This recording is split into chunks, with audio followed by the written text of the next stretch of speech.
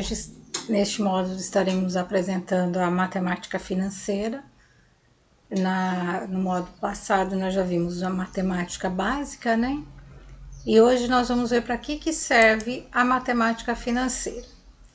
Na área que envolve a gestão empresarial, ela é uma das mais importantes, porque ela tem um mercado dinâmico e complexo, e ele torna um elemento para profissionais que estejam envolvidos nas operações de qualquer empresa, de grande, de pequeno, de médio porte, internacional, pública ou privada.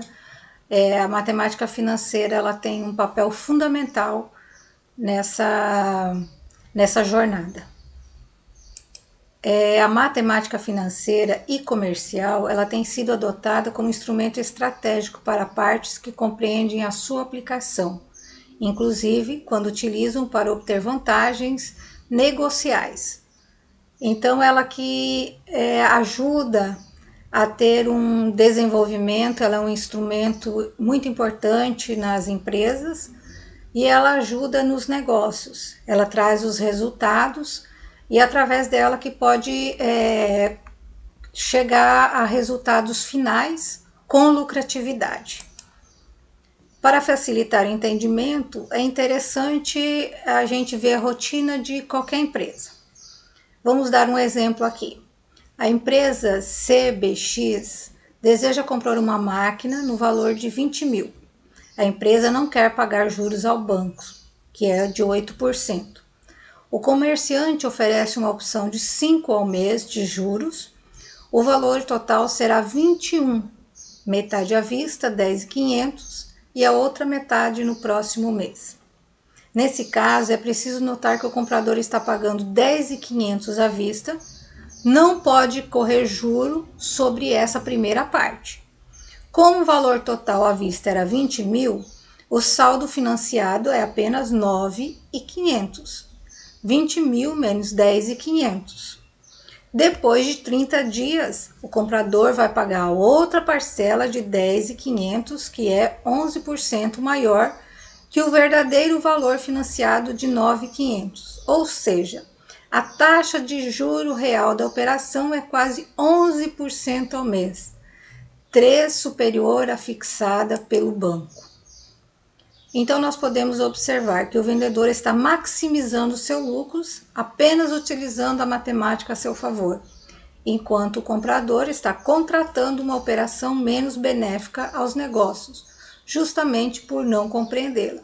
Então, quando a gente entende sobre juros, sobre taxas, sobre o que a gente está pagando, a gente não vai ser, vamos dizer assim, trapaceado. A gente vai conseguir fazer a conta junto com o vendedor e entender que isso não era lucro, porque acabou ele fazendo o financiamento pela empresa e acabou pagando mais caro do que se ele tivesse pego um dinheiro do banco. Então não foi vantajoso esse negócio que ele fez. O manifesto nesse exemplo visa tão somente demonstrar a importância do conhecimento matemático, principalmente em operações financeiras e comerciais. Ademais, se uma simples operação de compra e venda pode afetar de maneira expressiva o resultado esperado pelo vendedor e comprador, não é difícil imaginar a importância desses instrumentos nas complexas operações que envolvem a gestão de um negócio, inclusive na análise de contratos, financiamentos, operações com mercadorias e outras aplicações. Então, como é importante a gente ter um conhecimento sobre as taxas. Quanto que eu vou estar pagando no final de um financiamento? Muitas vezes eu vou estar pagando o dobro do valor. Ou eu vou estar pagando, vamos supor, eu faço um financiamento de uma casa. Eu pago 100 mil.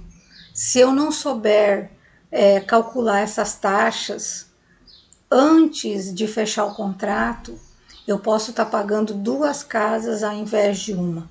Então, sempre tem que estar lendo o contrato,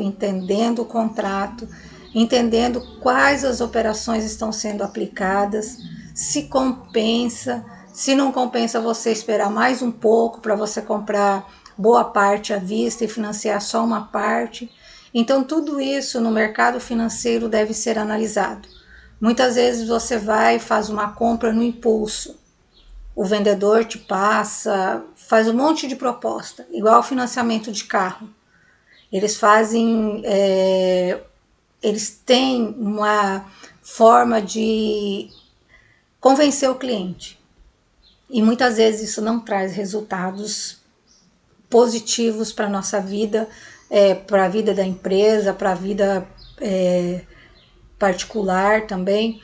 Então nós temos que sempre estar analisando e entendendo quais as vantagens de um contrato, das taxas e das operações que serão aplicadas.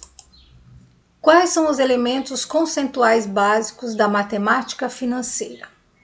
Valor atual pode ser chamado de principal, capital inicial, valor presente, valor atual, montante inicial, valor de aquisição, valor à vista. O valor atual é o valor a ser aplicado por meio de alguma operação financeira. Valor futuro. Valor futuro é VF ou FV. Permite estimar como valores irão evoluir ao longo do tempo, levando em consideração uma taxa de juros para a correção do dinheiro no período. É importante no planejamento da aposentadoria e investimentos em geral. Pode ser chamado de montante. Montante final, valor futuro. É o valor do resgate. Então, o valor principal, VP, é o capital inicial de que a gente tem para investir ou do que você vai pegar para estar pagando o montante depois. E valor futuro é o período, o prazo que você vai estar investindo esse dinheiro ou pegando emprestado esse valor. Juros, o que é juros? O grande objetivo da matemática financeira é permitir a comparação de valores em diversas datas de pagamento ou recebimento. E o elemento-chave para a comparação desses valores é a taxa de juro. Na prática da matemática financeira, o juro é o elemento que nos permite levar um valor datado de uma data para outra. O que é isso? Ele permite, o juro é o que você vai estar pagando pelo empréstimo, ou que alguém emprestou o valor contigo, ele vai estar pagando o juro. Então, o juro é um cálculo futuro do que você vai estar recebendo ou do que você vai estar pagando. Ele que permite comparar os valores e vai também nos dar alternativa de compra, de venda ou de pagamento. Em suma, os juros representam a remuneração do capital empregado em alguma atividade produtiva. O juro pode ser simples ou pode ser compostos. Os juros são normalmente classificados em simples ou compostos, dependendo do processo de cálculo utilizado. Ou seja, se um capital for aplicado a certa taxa do período, por vários intervalos ou período de tempo, o valor do montante pode ser calculado segundo suas convenções de cálculos, chamados de regime de capitalização. Capitalização simples, juros simples. Capitalização compostas, juros compostos. O que é o juro simples? O juro simples é o intervalo de tempo e ele é sempre calculado sobre o capital inicial. Eu tenho R$100 e eu vou aplicar ou eu vou emprestar e eu vou gerar o cálculo em cima de quantos meses que será feito esse empréstimo. O juro composto já é o intervalo de tempo calculado em cima do saldo inicial e do que você já recebeu do juro simples. Você já recebeu, você tinha R$100, você recebeu um juro de R$10, então você vai colocar o capital 110 mais os meses que você vai estar fazendo o investimento. Então você vai conseguir a operação empresarial, ela vai te mostrar que é de médio ou longo prazo, o juro não é do dia para a noite. O juro você sempre vai pagar por um período de 10 dias, de 15 dias, de 20 dias. É o intervalo que traz o resultado e traz a operação para que seja feito o pagamento. Cálculo sobre as operações de juro. Capital C, que representa o valor presente, que se refere à quantia total da operação. Juro, representado pela letra J. Acréscimo sobre o capital. Tempo é a duração da operação, geralmente expressa em meses, porque a gente não faz um empréstimo de um dia, que vai correr juros de um dia.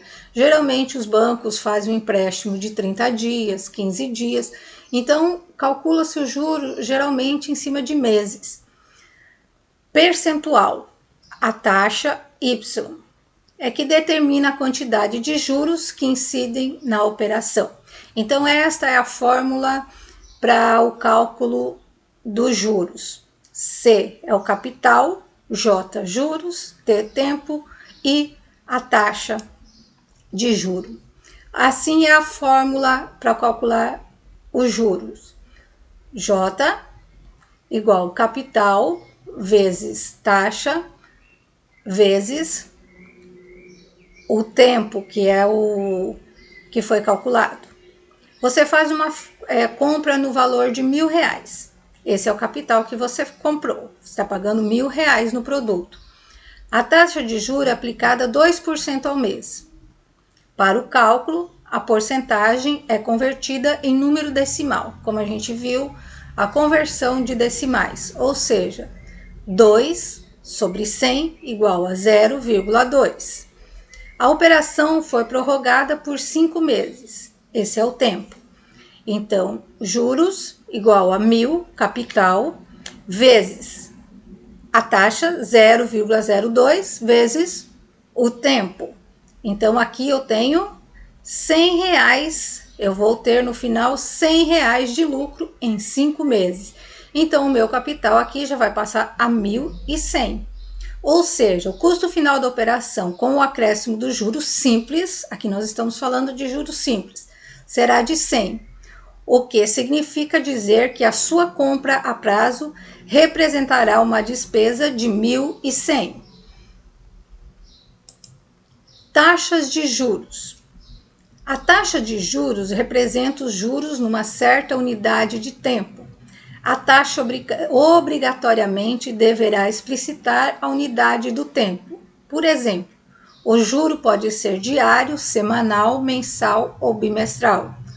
O tempo, o risco e a quantidade de dinheiro disponível no mercado para empréstimos definem qual deverá ser a remuneração, mais conhecida como taxa de juros. A taxa de juros pode ser nominal ou efetiva. Taxa nominal e taxa efetiva. Taxa nominal é quando o período de formação e incorporação dos juros ao capital não incide com aquela que a taxa a qual está referida. Em outras palavras, a taxa nominal não é um fato, uma taxa real, pois representa apenas um valor de face simbólico. Por essa razão, em operações de juros compostos, é preciso convertê-la em taxa efetiva. Ressalva-se em relação aos juros simples, já que nesse caso a taxa nominal é equivalente à taxa efetiva. Logo, não precisa ser convertida. Nos juros simples, a taxa não precisa ser convertida. Já nos juros compostos, eu tenho que convertê-la em taxa efetiva, a taxa nominal para a taxa efetiva. Por exemplo, se uma empresa aplicou R$1.000, a taxa nominais de 20% ao ano, com capitalização mensal. Quanto teria após um ano? Conforme explicado, não podemos utilizar a taxa nominal diretamente por se tratar de operação com juros compostos. Assim, será preciso convertê-la em taxa efetiva. Nesse caso, a taxa efetiva seria de 21,92% de amortização, totalizando um valor de 1.219. Então, eu preciso aplicar a taxa nominal para a operação de juros compostos e convertê-la em taxa efetiva. Nesse caso, eu vou ter 21,92% por causa da regrinha. Nós já vamos chegar lá na como que é a regra dos juros compostos. Quando se diz tempo na matemática financeira, leia-se números de período.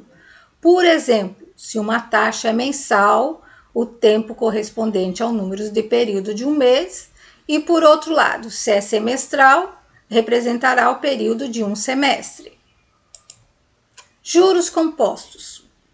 O juro de cada intervalo de tempo é calculado a partir do saldo no início que corresponde ao intervalo, ou seja, o juro de cada intervalo de tempo é incorporado ao capital inicial e passa a render juros também. Como eu já falei, o juro composto, ele pega o capital inicial mais os juros que já teve e você sempre vai calculando. Juro simples não, é o capital inicial vezes a quantidade de meses. Juro composto, você já tem o capital inicial e mais os juros que você ganhou. Os juros compostos são mais comuns nas operações empresariais e no comércio, principalmente em operações de médio e longo prazo. O juro simples é mais utilizado em operação de curtíssimo prazo, por exemplo, em duplicatas. Então temos M corresponde ao montante final. Os demais se mantêm: capital C, taxa de juro I e tempo T. A fórmula agora é a seguinte: M, que é o montante final, que é o montante que você já tem, 1.000 mais os juros, 1.100, igual o capital, 1, que é a fórmula, mais tempo, aliás, mais taxa, vezes o tempo aqui, quanto tempo for. Vamos lá. Exemplos de juro compostos. Para esses exemplos, vamos considerar uma aplicação financeira no valor de 2.000 durante um ano, com juros compostos de 2% ao mês. O montante, capital que eu tenho, nós vamos descobrir qual que é o valor. Eu tenho capital de 2.000, a taxa de 2%, eu tenho que converter 0,02 decimal, porque são duas casas aqui, 100, então duas casas aqui, depois da vírgula. Tempo, um ano, eu tenho que transformar esse um ano, eu não vou fazer porque se eu calcular eu vou estar calculando um mês, então é um ano, 12 meses. Então, se eu pegar um exemplo, é um ano e meio, então eu tenho que pegar 12, que é um ano, e mais 6 meses. Então, serão 18 meses aqui. Eu não posso colocar 1,5 aqui na fórmula, que daí a minha conta sempre vai estar dando errado. Eu tenho que transformar os meses. Então, vamos aplicar a fórmula. Vamos lá? M igual 2.000 vezes 1,02 elevado a 12. 2.000 vezes 200, tá? Isso aqui temos que calcular com calculadora. Hoje em dia já tem programas que já dão um resultado final, né? Então, assim, nós conseguimos fazer a aplicação mais rápido do que ficar calculando no caderninho, na mão, né? Então, o resultado foi 2.536,48. O total que deu do meu montante. Veja então que a aplicação de juros compostos referente a 12 meses resultou em um rendimento de quanto? De 2.536? Não, porque eu já tinha o meu montante de 2.000. O meu capital já era 2.000. Então, o que teve num ano, quanto de juro rendeu? Ou quanto eu paguei? 536,48. Vamos calcular agora os juros compostos em 3 anos. Iremos utilizar os mesmos valores, mas alterando o fator tempo. Como já expliquei, o fator tempo, 36. Por quê? Quantos meses está pedindo aqui? 3 anos. Então, o fator tempo, 36. Então, o meu montante, 5.000 vezes 1, que é a fórmula, vezes 0,01, 36. O meu resultado final foi 153 mil. Eu tive o total de, o meu montante foi 7.153. Então, aqui, 2.153 mil. O lucro no cenário final foi esse, depois de 3 anos. Diferença entre juros simples e compostos. Com os exemplos, podemos ver a diferença entre juros simples e compostos, nas mesmas condições. Enquanto na primeira situação, o capital inicial rendeu R$ 4,00, com uma taxa de juros compostos. O rendimento foi de 4,04. A diferença é pequena, porque estamos falando de algo em curtíssimo prazo. Por isso que quanto maior for o prazo de resgate de investimento, mais ele renderá sob o regime de juros compostos. Se eu fizer um investimento, eu estou fazendo um investimento a longo prazo, eu sempre vou ter mais juros. Se eu fizer curto prazos, o meu rendimento não vai ser o que eu espero. Então, o importante é que você consiga fazer a longo prazo e, quando for pagar, aí sim, fazer a curto prazo. Quanto menos tempo, menos juros. Para investimento, quanto mais tempo, mais juros você vai conseguir. Juros simples e compostos em um empréstimo de investimento. Agora você entendeu os conceitos de juros simples e compostos. Deve estar se perguntando: como funcionam os empréstimos e investimentos? Para os investimentos, a boa notícia é que as aplicações financeiras baseiam-se nos juros compostos. Isso inclui produtos como poupança, CDBs, LCIs, LCAs, Tesouro Direto, fundos imobiliários, entre outros. Mas atenção, apesar de as aplicações financeiras utilizarem os juros compostos, isso não significa que todas terão a mesma rentabilidade. Para citar um exemplo, é o que ocorre em CDBs e poupança. Já quando tratamos de empréstimo, mesmo que em algumas instituições financeiras adotam um regime de juros simples, majoritariamente elas utilizam os juros compostos. Então a gente acha que está pagando juros simples, mas elas já elevaram os juros e elas já estão cobrando pelos juros compostos. Elas já estão calculando pelo total final que você vai pagar. Esse é o motivo pela qual a situação se chama bola de neve.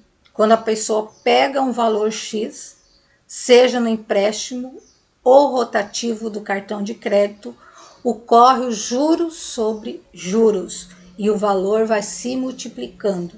Nós temos um exemplo claro sobre isso. Cartão de crédito. Não vem uns juros absurdos se você não pagar no dia. Você comprou um produto por R$1.000. Aí o mínimo que você tem que pagar, eles sempre induzem a você também a pagar o mínimo. Paga o mínimo, tal. Se você pagar só o mínimo, não pagar o valor da fatura, que é o vencimento, você já está pagando juro. Aí no outro mês, se você deixar de novo, você já vai estar pagando juro sobre o juro que você deixou no mês anterior. Então, por que as pessoas se endividam com cartão de crédito? Justamente por isso. Esse mês eu não tenho o valor da fatura. então eu só vou pagar o mínimo. Só que esqueceu que aquele valor que ficou já vai estar pagando juro em cima daquele valor. Então, mas mês passado eu paguei 250. O valor que teria que ser pago era 500. 250 já ficou para trás. Além dos 250 que você vai ter que pagar no próximo mês, você já vai estar pagando o juro daqueles 250 que ficaram. Então, muitas vezes, empréstimos é a mesma coisa. Você tem um prazo limite para ser pago. Se você não pagar ou você pagar o mínimo, você já vai, no outro mês, vai pagar a diferença mais o juro. Então, muitas vezes não consegue acompanhar e por isso que vira uma bola de neve, juros sobre juros. Infelizmente, é devido a isso que muitos não conseguem quitar suas dívidas, pois os juros acabam ficando muito altos.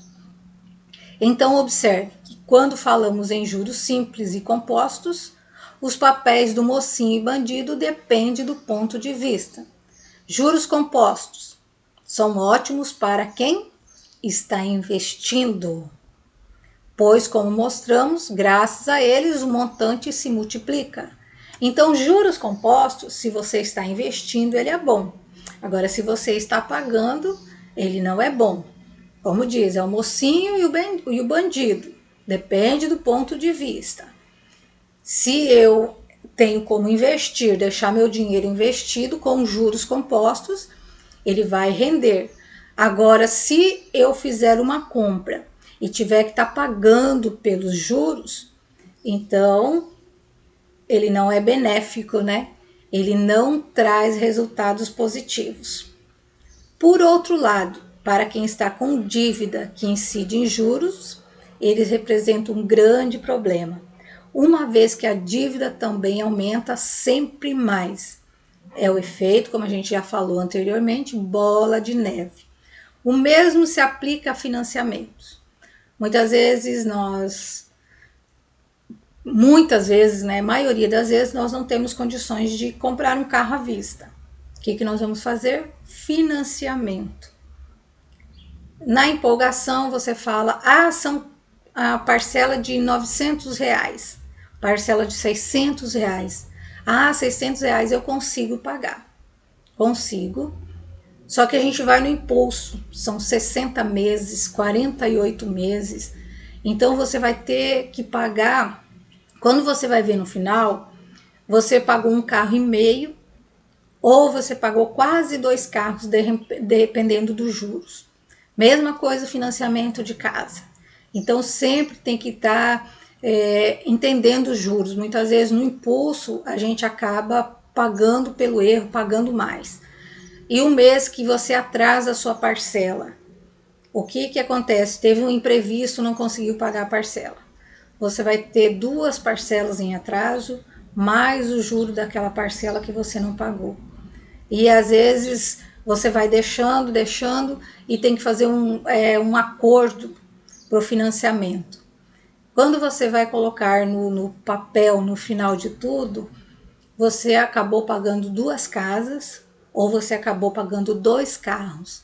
Então, sempre tem que estar calculando os juros que são aplicados nos financiamentos, nos cartão de crédito também. Então, tem que sempre estar analisando se eu consigo pagar esse juro que é cobrado. E essas financiadoras, elas colocam um juro bem alto mesmo, para caso não recebam, alguém deixa de pagar, o outro está pagando o seu financiamento para eles nunca perdem. Um exemplo, Paulo é um investidor que está em dúvida entre investir o valor de 1.000 em um CDB com duração de 2 anos, com uma taxa de juros de 5% ao ano. Para fins de exemplo, estamos considerando uma média de CDI fictícia. Nós estamos só usando um exemplo.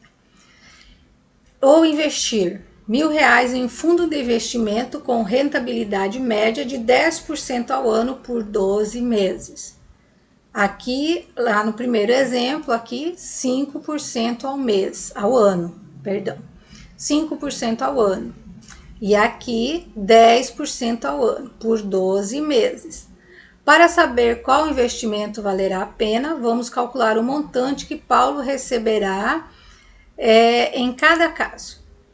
Primeiro caso, montante R$1.000 vezes 1,052 anos.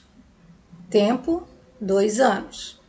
A taxa de 5%. Ele lucrou R$102,50 no final de 2 anos. Agora vamos para a segunda alternativa. Montante de 1.000 vezes 0,1% em um ano. Ali falava que era 10%, certo? Agora aqui, o montante, será que ele lucrou mais? Ele achou que 10%? Ele lucraria a mesma coisa se ele investisse, como no exemplo anterior, por 2 anos? Quanto que ele lucrou aqui? R$102,50. Aqui ele lucrou R$100.